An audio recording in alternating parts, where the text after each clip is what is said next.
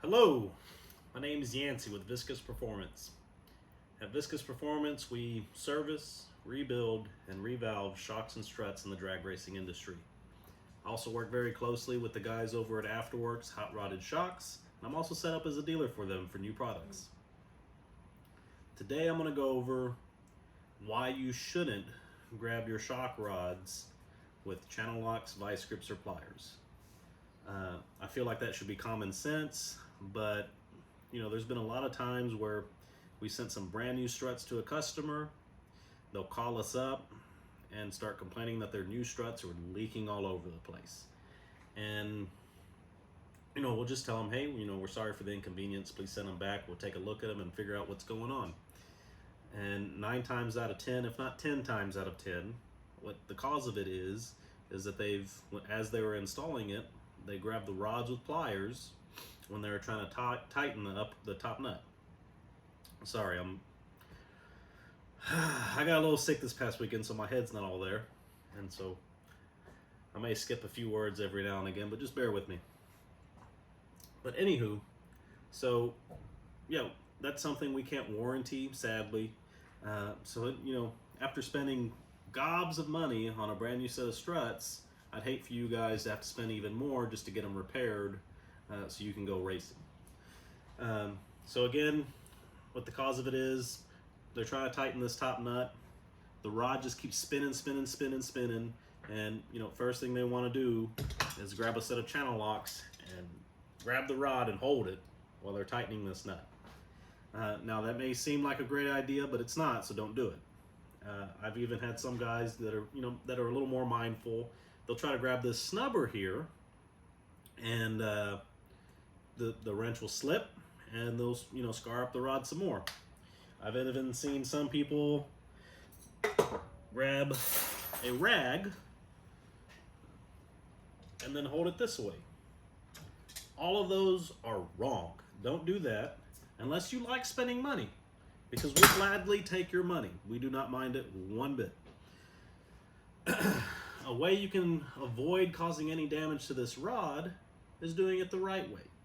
And what I mean by damage is when you grab it with vice grips and then that vice grip slips, it's going to cause all kinds of scarring that creates gobs of sharp edges. I've had some come in where it looked like they grabbed it, the rod kept spinning, they grabbed it again, rod kept spinning, they grabbed it elsewhere, the rod kept spinning, where the whole rod is scarred to pieces.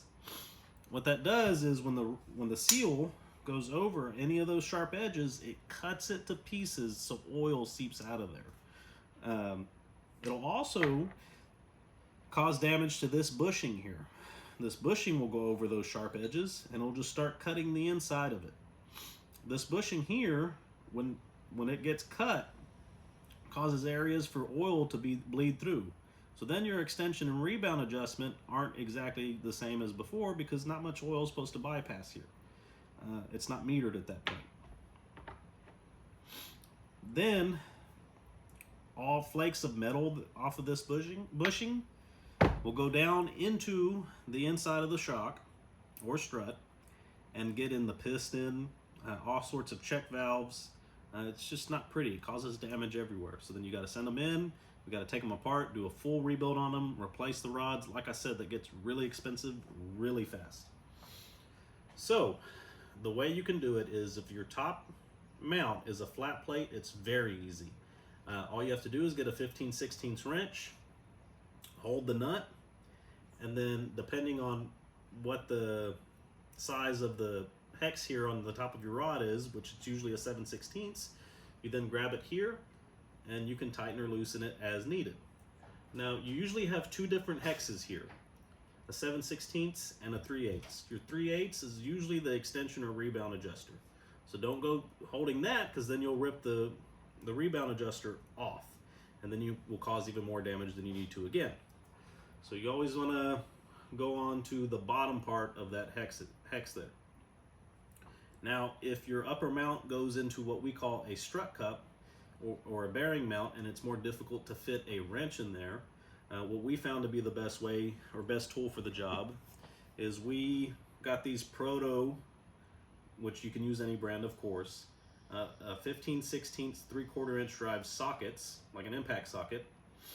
We got 3/4 inch ones, that way a 7/16 1/4 inch drive ratchet could fit in there with ease. So when it goes into the strut cup, oh yeah, and of course we welded this pipe on there, as you can see, just so we can have something to hold on to. But if you have a set of channel locks, you can grab the socket with the channel locks. Just don't grab this with channel locks. So anyways, you put the socket on there. You're not going to turn this. You don't have to turn this. You're going to be turning the rod itself. So if you're wanting to loosen the nut, you'll put your ratchet on there and you'll go like you're tightening it. Okay?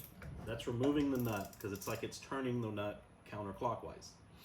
If you're trying to tighten the nut, you'll go counterclockwise, which turns the nut. You'll go counterclockwise on the ratchet, which is turning the nut clockwise. You see it's tight there. But like I said, this one here we're busting loose. We'll go this way. This spring here has about an inch of preload on it, so I'm not going to do this on the video because I'm going to have to put these spring compressors on there to keep everything from blowing up whenever the nut comes off. I feel like that's something that should be common sense. It's kind of like a hydraulic system. A hydraulic system, you wouldn't, on a tractor or anything like that, you wouldn't go grabbing any of those parts with vice grips or channel locks, things of that nature, because again, it just causes catastrophic damage, and we don't want that. So I'm just trying to help you guys save some money and time as well, because I know all of you guys want to get back to racing or start racing as quick as possible. So I hope this video helps. I'm going to be trying to do more of these videos. Right now I'm just starting with basic stuff to help me get used to creating these videos for you, but sooner or later I want to get into actual suspension tuning, things of that nature. But for now, again, I just felt like I'd do this because, man, you won't believe how many people have called us just crying that their struts are leaking everywhere when it was something that they've done upon themselves. So hopefully this helps. Hopefully this keeps more people from causing that kind of damage. I'm sure this will help all kinds of suspension tuners, because all of us, all brands in the racing industry have ran into this. I've made several posts on Facebook about it, just posting pictures, and all of my competition has as well. It's a major issue. I really hope y'all quit doing it. Again, saving you time and money. That way we can move forward and try to be quick. All right, guys, thank you for your time.